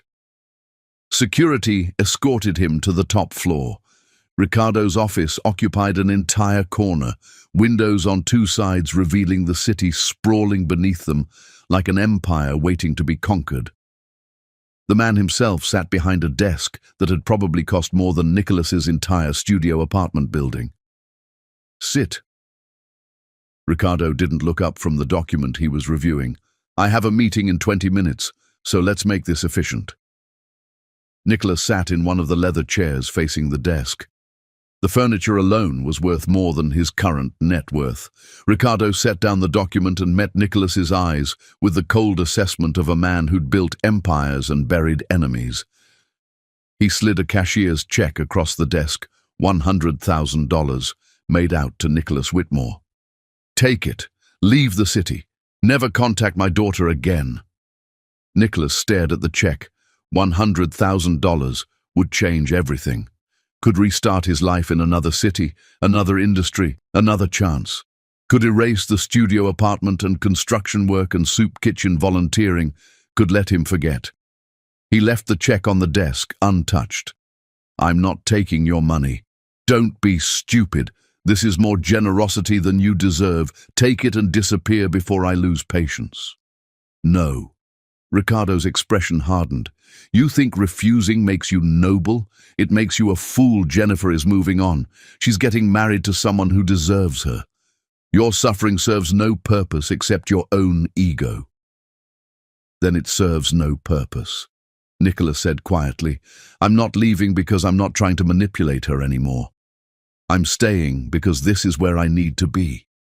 Where I'm learning to be better." "Better for what? For whom?" "She doesn't want you. I know. This isn't for her. It's for me." Nicholas leaned forward. "Mr. Castellano, I destroyed your daughter. I know that. I called her inadequate when she was extraordinary. I humiliated her publicly for a woman who was paid to destroy me. There's no apology big enough, no gesture grand enough. I'm not asking for forgiveness. I'm just asking that you let me rebuild myself in the same city where I tore myself down." "Why? Why does it matter where you rebuild?" Nicholas thought about the soup kitchen, the construction site, the library where he'd learned about Jennifer's real life, the therapy sessions with Dr. Williams, the studio apartment where he slept on a mattress on the floor. The city itself had become his punishment and his classroom, because running away would be easy. Staying is the work. Ricardo studied him with the intensity of someone who'd spent decades reading people for weakness and deception. Finally, he spoke. "Jennifer used to leave you notes, little yellow sticky notes everywhere. She'd write them in Italian, phrases, jokes, reminders. Do you remember what they said? The question caught Nicholas off guard. Some of them, not all. She told me once that you never responded to them, never wrote her one back, never acknowledged the effort she put into communicating with you in ways that mattered to her. Ricardo's voice carried an edge. Do you know why she stopped leaving them? I pulled them down, called them clutter. Wrong. She stopped when she realized you weren't reading them anymore. The ones you pulled down, you'd crumpled without looking. She found them in the trash. That's when she knew you'd stopped seeing her. The revelation hit like a punch. Nicholas remembered the sticky notes, remembered tossing some aside when they interfered with his morning routine. He'd never realized Jennifer was watching, measuring his indifference, cataloguing his neglect. I was a fool. You were worse than a fool. You were cruel without even noticing. Ricardo stood, walking to the windows overlooking the city. I opposed her marriage to you from the start, told her you were exactly like every other ambitious man who'd circle her once they learned her last name. She insisted you were different, that you'd chosen her when you thought she was nobody. I did. You chose a fantasy. The translator who made you feel worldly, the woman who believed in your mediocre startup because she had nothing better to do. The moment you had success, you started shopping for an upgrade. Jennifer told me about the comments you made, that she needed to be more social, more supportive of your networking, less focused on her own interests. You were sculpting her into trophy wife material before you'd even achieved trophy husband status. Every word was true. Nicholas had said those things, made those suggestions, applied pressure he'd framed as helping her grow. She loved you anyway, Ricardo continued, kept believing you'd remember the man you'd been in Italy, the one who'd promised her integrity, partnership, a life built on choice, not obligation. She waited for that man to come back. He never did. He's trying to now. Ricardo turned from the window. Too late. She's done waiting. The engagement happens in 2 weeks. Senator Bradford's son, Harrison Bradford III. Harvard Law, federal prosecutor, genuine interest in social justice. He sees Jennifer, clearly values her mind, treats her like an equal. Everything you should have been. 2 weeks. The timeline crushed whatever fragile hope Nicholas had been nursing. Does she love him? She respects him, trusts him, believes they can build something stable together. Love will follow. That's not how love works. It's how arranged marriages work, Ricardo said coldly. And this is an arranged marriage, make no mistake. I chose Harrison. Jennifer agreed, because she's done gambling on men who claim to worship her, but can't be bothered to read her notes. Nicholas stood, his legs unsteady. Then congratulations. You're getting what you wanted. Jennifer married to someone appropriate. Someone from the right family, with the right credentials, someone who will treat her like a valuable asset instead of a person. Harrison treats her like a queen. Jennifer doesn't want to be a queen. She wanted to be a partner, an equal, someone's choice, not someone's project. Nicholas moved toward the door, then stopped. You asked why I remember some of her notes, I'll tell you. Ti amo più della luna e tutte le stelle. I love you more than the moon and all the stars. She put that on the refrigerator every Monday for 3 years. I stopped reading it after the first year because I thought it was repetitive. Now I'd trade everything to see it one more time. Ricardo's expression flickered with something that might have been surprise. She used to play piano on Sunday mornings, Nicola continued. Chopin mostly. She'd play the same piece over and over, Nocturne in E-flat major. I thought she was practicing. Hector, my construction foreman, his daughter is a pianist. She told me that piece is about longing and loss. Jennifer wasn't practicing. She was mourning our marriage while I was reading stock reports in the next room. If you understood this, why didn't you change? Because I didn't understand it. Then I was too busy being successful to notice I was failing at everything that mattered. Nicholas pulled the door open. I'm not taking your money, I'm not leaving the city, but I'm also not fighting for Jennifer anymore. If she wants to marry Harrison Bradford, I hope he reads her notes. I hope he listens to her piano playing. I hope he sees her the way I should have from the start. He left Ricardo's office without looking back, took the elevator down 43 floors, walked out into afternoon sunlight that felt too bright for the darkness he was carrying. His phone, a cheap prepaid model he'd bought at a convenience store, buzzed with a text from Hector. "Boss needs you back on site. Concrete delivery came early." Nicholas returned to work because work was the only thing that made sense anymore. Physical labor with clear objectives and measurable outcomes. Haul the lumber, pour the concrete, build something that would stand. That evening at the soup kitchen, Maria took one look at his face and poured him coffee without asking, "Bad day?" "She's getting married. 2 weeks." Maria absorbed this with her characteristic pragmatism. "You knew that was coming. What did you think was going to happen? She'd wait forever." "No, I just hoped I'd have more time to become someone who deserved a second chance." "Time's not the issue, boy. You're still thinking about deserving her. That's your problem. You can't earn people. You can only be worth choosing, and you can't be worth choosing if you're still performing worthiness for an audience of one." Nicholas stared into his coffee. "I don't understand." "You're working construction, volunteering here, going to therapy, all of it trying to prove something to her father, to yourself, but it's still performance, still strategic, still manipulation with humbler packaging." "It's not manipulation. I'm genuinely trying to change." "Why? What changes if she never sees it? Never knows? Never cares? If all this growth is still oriented toward winning her back, even in theory, then you haven't actually changed. You've just rebranded." The words landed hard. Nicholas realized with uncomfortable clarity that Maria was right.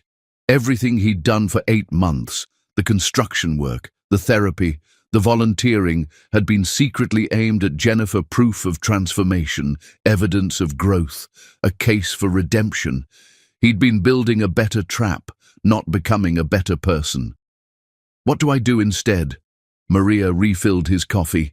"Figure out who you want to be when nobody's watching, when there's no reward, no applause, no second chance, just you and your choices.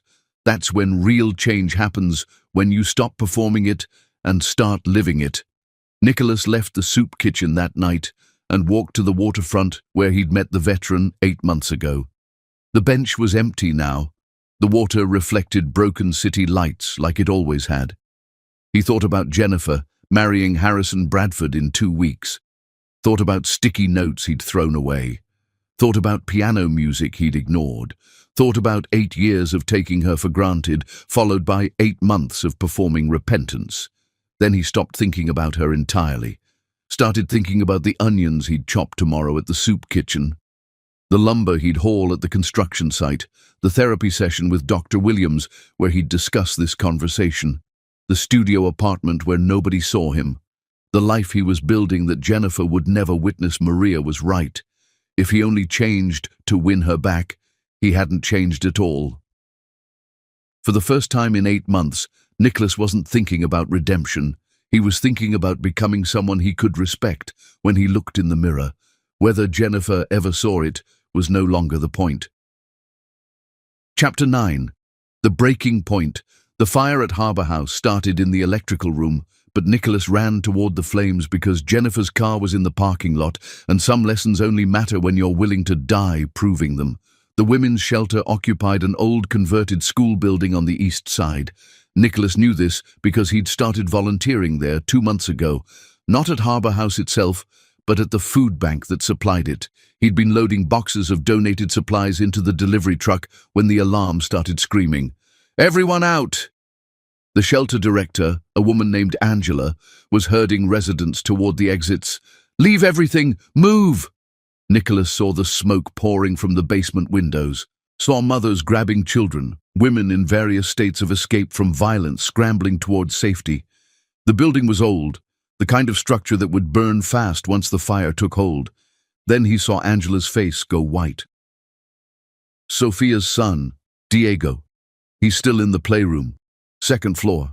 She went back for her phone. Nicholas didn't think thinking would have stopped him.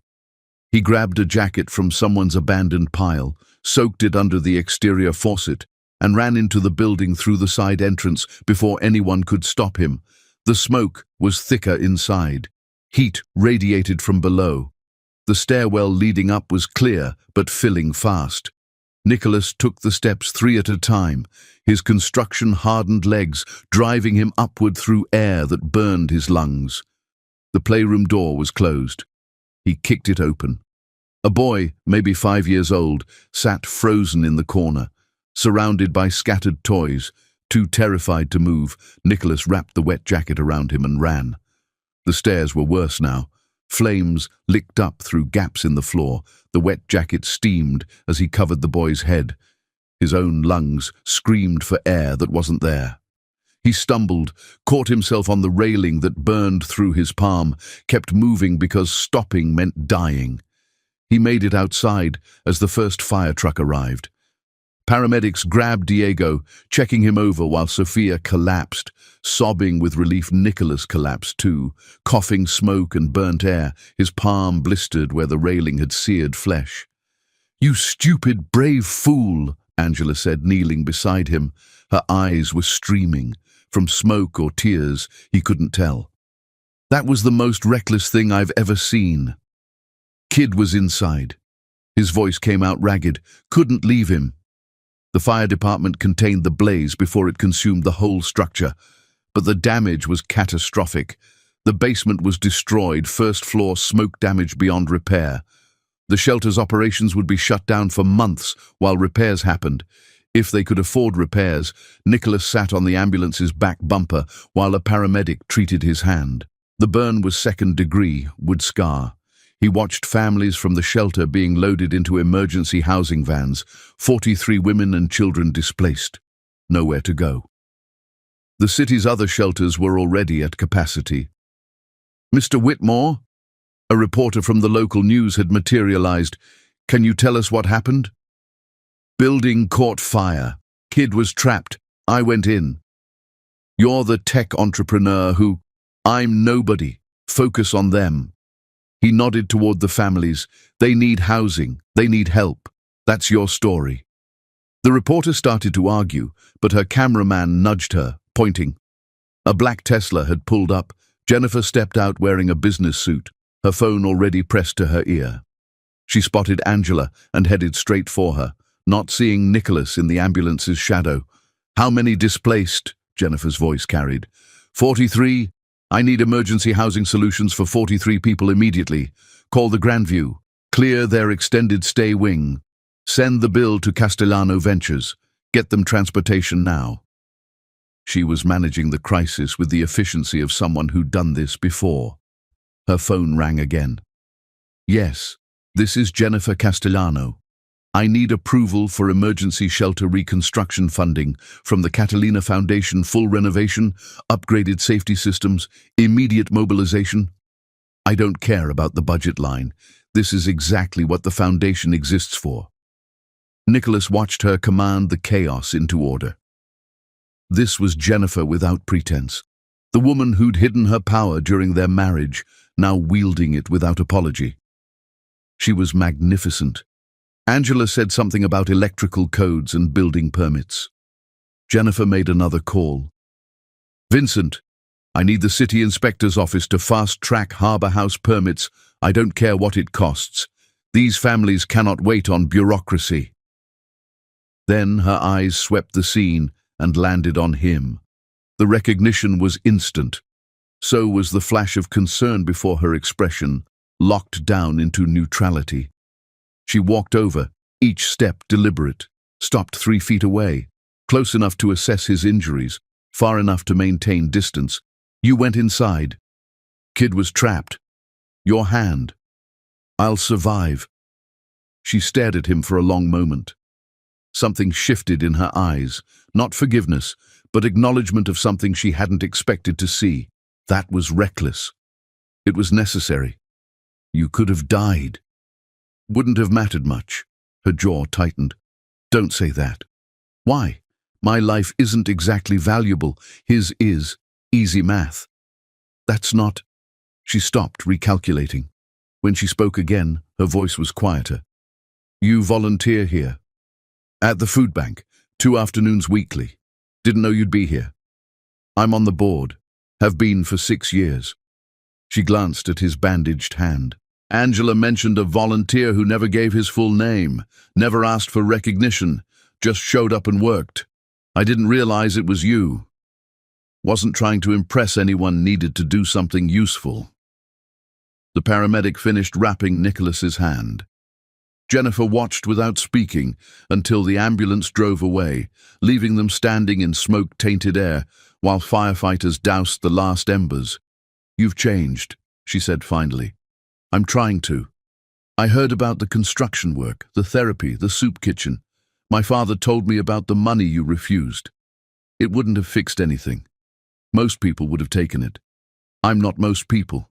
Or maybe I am, and that's the point. I was special once, or thought I was.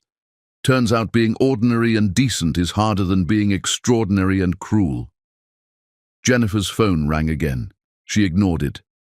I'm getting married in 11 days. I know. I hope he reads your notes. She looked startled. My notes? The sticky ones you used to leave in Italian. I threw them away without reading most of them. Took them for granted like I took everything about you for granted. I hope Harrison doesn't. He doesn't even know about the notes. Then tell him, show him who you are, all of it. Don't hide yourself like you did with me. You deserve someone who sees you clearly. Her phone rang again. This time she answered, walking a few steps away for the conversation. Nicholas used the moment to leave, heading toward the bus stop because his car had been repossessed months ago. Wait. Jennifer's voice stopped him. She'd ended the call and was standing in the smoke-hazed parking lot, backlit by emergency lights. Diego's mother, Sophia, she wants to thank you. Will you stay? She doesn't need to thank me. Stay anyway. So he stayed. Sophia approached with Diego clinging to her leg, the boy's face still smudged with soot. She was crying again, words tumbling out in Spanish too fast for Nicholas to follow. Jennifer translated quietly. She says you saved her son's life. She says God sent you. She says she'll pray for you every day for the rest of her life. Nicholas knelt down to Diego's level. You were very brave in there, buddy, way braver than me. The boy studied him with solemn 5-year-old eyes. Then he hugged Nicholas with the fierce desperation of someone who understands rescue. Nicholas hugged him back, his burnt hand throbbing, his smoke-damaged lungs aching, his heart breaking open in ways he didn't know it could. When Sophia and Diego left with the emergency housing transport, Jennifer was still standing there. The crisis had been managed. The families were housed. The shelter reconstruction was funded and approved, but she hadn't left. I don't understand you anymore, she said. That's fair. I don't understand me either most days. The man I married would never have run into a burning building. The man you married was a coward who only took risks that benefited himself. This version is trying to figure out what bravery looks like when nobody's watching. I'm watching. That wasn't the point of it. Her phone rang for the 15th time. This time she declined the call, turned it off completely. That shocked Nicholas more than anything. Jennifer ignoring her responsibilities was unthinkable. Come with me, she said. Jennifer, please, just come with me. She led him to her Tesla. He climbed in, feeling absurd in his smoke-stained clothes and bandaged hand. She drove in silence through the city, past the construction site where he worked, past the soup kitchen where he volunteered, past the library where he'd learned who she really was. She stopped at a cemetery on the west side. Catalina Castellano's grave was marked with simple granite and fresh flowers. I come here when I need clarity, Jennifer said, standing before her mother's headstone. When I'm trying to make impossible decisions, when I need to remember who I am. Why are we here? Because you saved a child's life today. Because you've spent 8 months becoming someone I don't recognize. Because I'm supposed to marry Harrison in 11 days and I can't stop thinking about a man who used to throw away my love notes. Don't do this, Jennifer. Don't let me complicate what you've built. Harrison is good for you. Your father said so. He's stable, reliable, from the right world, everything I wasn't. He's boring. He's safe. He's exactly what my father wants. What do you want? She turned to face him fully. In the cemetery's fading light, she looked younger, more like the girl on the Vespa, less like the executive commanding rescue operations. I wanted you to fight for me, to prove you'd changed, to show up and refuse to let me marry someone else. I wanted the grand gesture, the movie moment, the proof that I mattered enough for you to battle through hell to win me back. I can't do that. It wouldn't be real. It would just be me manipulating you with different tactics. Then, what can you do? Nicholas looked at her mother's grave, at the woman who died too young, at the loss that had shaped Jennifer into someone who hid her power to test if she'd be loved without it. I can tell you the truth. I became a better person this year, but I did it for the wrong reasons. I did it to win you back, to prove I'd changed, to earn a second chance. It was still manipulation, just humbler packaging. Maria at the soup kitchen called me on it. She was right. So you haven't changed. I've changed. But the change doesn't matter if it's still aimed at you. Real change happens when there's no audience, no reward, no applause. When you become better, because being better is its own point. I'm not there yet. Maybe I never will be. But I'm trying. Jennifer wiped her eyes with the back of her hand. You ran into a burning building today. That wasn't for you. That was for a terrified kid who needed someone. I know. That's what terrifies me. Why? She laughed, but it came out broken. Because for 8 years I waited for you to become the man you were pretending to be. I waited for you to see me clearly, fight for us, choose me over your ego. You never did. Now you're becoming that man when I've finally stopped waiting, when I've moved on, when I've built a life that doesn't include you. Then keep that life. Marry Harrison. Be happy. You've earned it. What if I can't? Her voice cracked. What if I look at you covered in soot and burns, saving children for no other reason than they need saving, and realize I never stopped loving the person you could have been? Then love the memory, let me go. I destroyed us, Jennifer. I don't get to resurrect what I killed. What if I want to try? Then wait. Not for me. For yourself. Don't marry Harrison to prove you've moved on. Don't marry him because your father chose him. Don't marry him because it's safe. Marry him because you love him, or don't marry him at all. And us? There is no us. There's you, being extraordinary, and there's me, trying to become someone ordinary and decent. Maybe those paths cross again someday. Maybe they don't. Either way, you deserve more than a man who only figured out your worth after losing you. He started to walk away. She called after him. Where are you going? Bus stop, then home. Then tomorrow I'll pour concrete and chop onions and go to therapy and try to be better than I was yesterday, same as always. Let me drive you. No. You need to go home and think about what you really want, without me confusing things, without guilt or history or what-ifs, just you and the future you're trying to build. This time when he walked away, she didn't stop him. Nicholas caught the bus 3 blocks away, his burnt hand throbbing, his lungs still raw from smoke, his heart uncertain whether it was breaking or healing. He didn't look back to see if she was still standing by her mother's grave. Looking back would have meant he was still performing for her approval, and that version of Nicholas needed to stay dead. Chapter 10. The Queen's Choice.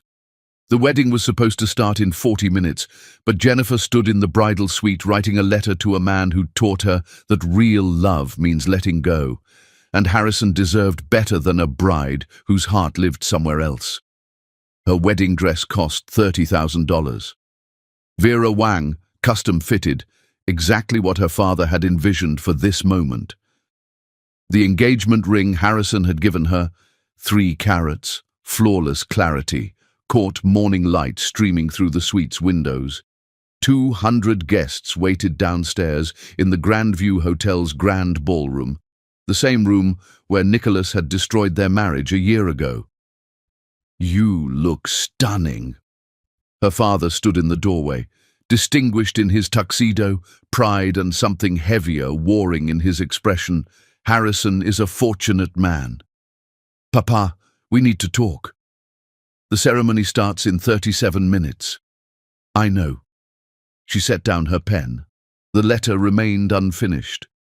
"I can't marry him." Ricardo went very still. "Explain." "I respect Harrison. I admire him. I could probably build a decent life with him, but I don't love him the way a wife should love her husband, and he deserves someone who does." "This is about Whitmore, not a question. This is about me, about choosing honestly instead of strategically, about not making the same mistake twice, marrying someone for the wrong reasons." She met her father's eyes. "You married Mama because you loved her, despite the business complications, the family objections, the risk. You chose love. I chose it once with Nicholas, and it destroyed me. But choosing safety with Harrison would destroy me differently. Nicholas hasn't contacted you in months. He refused my money, refused to fight for you, walked away. What future do you imagine?" "None. I'm not choosing Nicholas. I'm choosing not to marry Harrison. Those are different things." Ricardo studied her the way he studied merger contracts, searching for loopholes, hidden clauses, strategic weaknesses. "Your mother would be proud of this decision. I'm terrified by it." "Why?" "Because you're strong enough to walk away from security. That kind of strength either builds empires or destroys them. I don't know which you're choosing." "Neither do I. But I know marrying Harrison when my heart isn't fully his would be cruelty. He deserves better." Her father nodded slowly. "I'll inform the guests. You tell Harrison." Harrison took the news with the grace of a man who'd suspected this outcome. They sat in the empty bride's room while 200 guests received modified announcements downstairs. "It's him, isn't it?" Harrison's voice held resignation. "Not anger. It's me. I'm not ready. Maybe not for you. Maybe not for anyone. But definitely not today. I wanted to be enough. I tried to be what you needed. You were everything right. That's not the same as everything I need." She touched his hand gently. "You deserve someone whose heart races when you enter a room. Someone who chooses you wildly, not wisely. I'm sorry, I couldn't be her." "Do you love him still?" Jennifer considered the question honestly. "I love who he's becoming. I love that he saved a child from a fire without thinking about recognition. I love that he volunteers at places I support without knowing I'd see. I love that he turned down my father's money. But loving someone doesn't mean choosing them. Sometimes it means letting them grow without you." Harrison left to face the guests he'd need to explain this to. Jennifer sat alone in her wedding dress, feeling lighter despite the collapse of plans. Her phone buzzed. A text from Angela at Harbour House. "Construction finished ahead of schedule. Ribbon cutting tomorrow, 2 p.m. if you're available. Your volunteer friend Nicholas will be there. He coordinated the construction crew's donated labor." Jennifer stared at the message. Nicholas had spent months organizing his construction crew to rebuild Harbour House in their off-hours unpaid. Unacknowledged. Simply because it needed doing. She changed out of her wedding dress into regular clothes, left the Grandview through the service entrance, avoiding guests and questions, drove across the city to the east side where Harbour House stood newly rebuilt, workers putting finishing touches on landscaping. Nicholas was there directing the crew, his burned hand still bandaged but functional. He wore construction clothes, his face lined with exhaustion and purpose. He hadn't shaved, looked older than his years. Beautiful in his ordinary determination, she watched from her car for 20 minutes. watched him laugh with Hector, watched him help haul a last load of supplies, watched him pause to take a photo of the finished building, probably for the completion records. Then he saw her, stopped mid-motion. The crew kept working around him, but his focus narrowed to Jennifer sitting in her Tesla, watching his world instead of commanding her own. He walked over slowly, stopping a respectful distance from the car. She rolled down the window. "You're supposed to be getting married," he said. "I was. I'm not. I called it off." His expression flickered. Hope, fear, confusion cycling through too fast to name. "Why?" "Because Harrison deserved someone who loved him wildly. I only respected him safely. That's not enough foundation for forever." "So what now?" Jennifer climbed out of the car, stood facing him in the parking lot of a women's shelter he'd helped rebuild without expecting recognition. "Now I figure out who Jennifer Castellano is when she stops hiding behind strategic choices, when she stops testing men to see if they'll love her without her power, when she stops waiting for someone to become what they should have been and starts building what she actually wants." That sounds lonely. Probably. But honest lonely is better than safe lonely. Nicholas nodded. "For what it's worth, I think Harrison's loss is nobody's gain. You choosing yourself, that's not something anyone else gets to claim. You're not going to fight for me?" "No." The answer hurt, despite expecting it. "Why not?" "Because fighting for you would be about me, my redemption, my second chance, my need to prove I've changed. That's still manipulation. You deserve someone who chooses you without needing to prove anything." "What if I want you to want me? I've wanted you every day for a year, wanted you so badly I could barely breathe through it. But wanting you isn't the same as being worthy of you. I destroyed the most precious thing in my life because I couldn't see its value until it was gone. That's not love. That's learning. And I'm still learning." Jennifer felt tears threatening. "So we just walk away after everything? We heal, separately. You build the life you deserve without testing whether men will love you without your name. I build the person I should have been without performing redemption for your approval. Maybe those paths cross again. Maybe they don't." "That's heartbreaking." "Yeah." His smile was sad and genuine.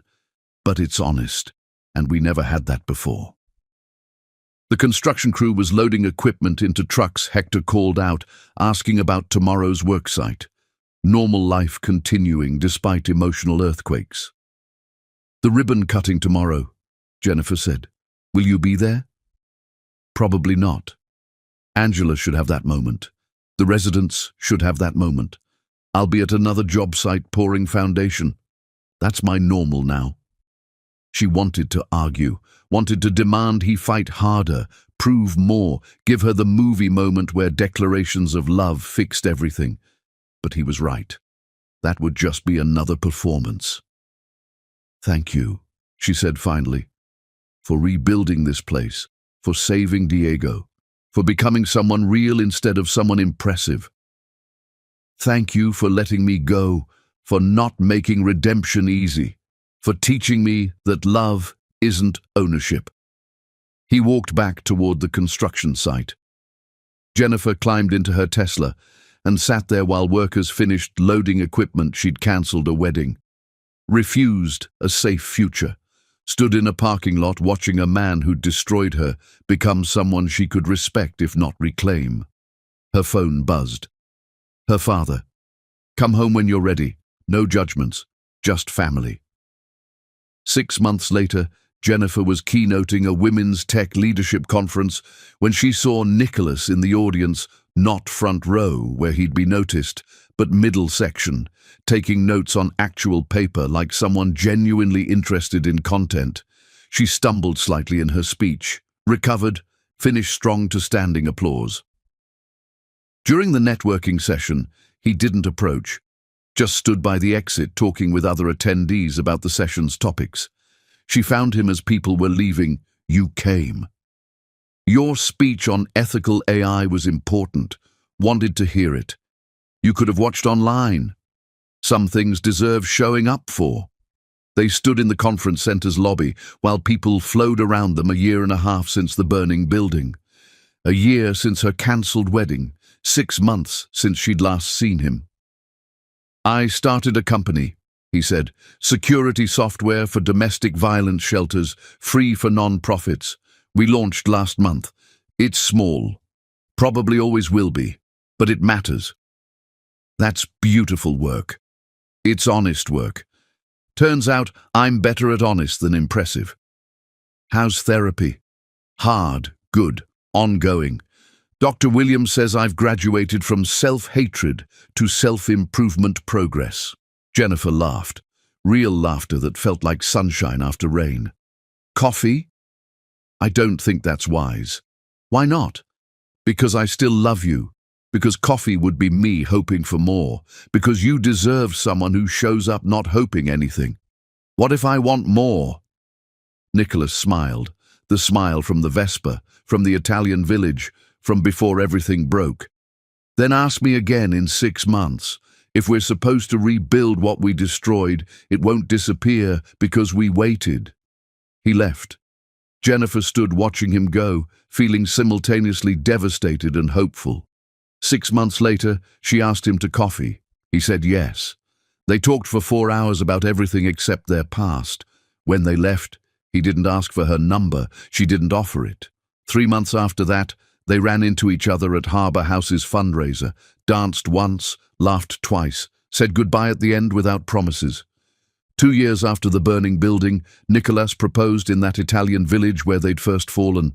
No ring, no planning, just truth. I love you without needing you. I choose you without requiring you. I want to build something real with you. Not marriage as redemption or second chances as validation. Just us. Honest. Equal. Choosing each other because we're finally worth choosing. Jennifer said yes. They married quietly with 30 people. Family, close friends, the construction crew, Harbour House residents, Dr. Williams. Ricardo walked her down the aisle wearing her mother's favorite smile. The wedding bands were simple gold. No diamonds, no extravagance, just commitment. Their vows were brief. I see you clearly. I choose you freely. I love you honestly. When they kissed, it tasted like redemption earned and futures chosen. Not because love conquered everything, but because two people learned that real love starts where performance ends. In the front row, Hector wiped tears, whispering to Maria, "Took them long enough."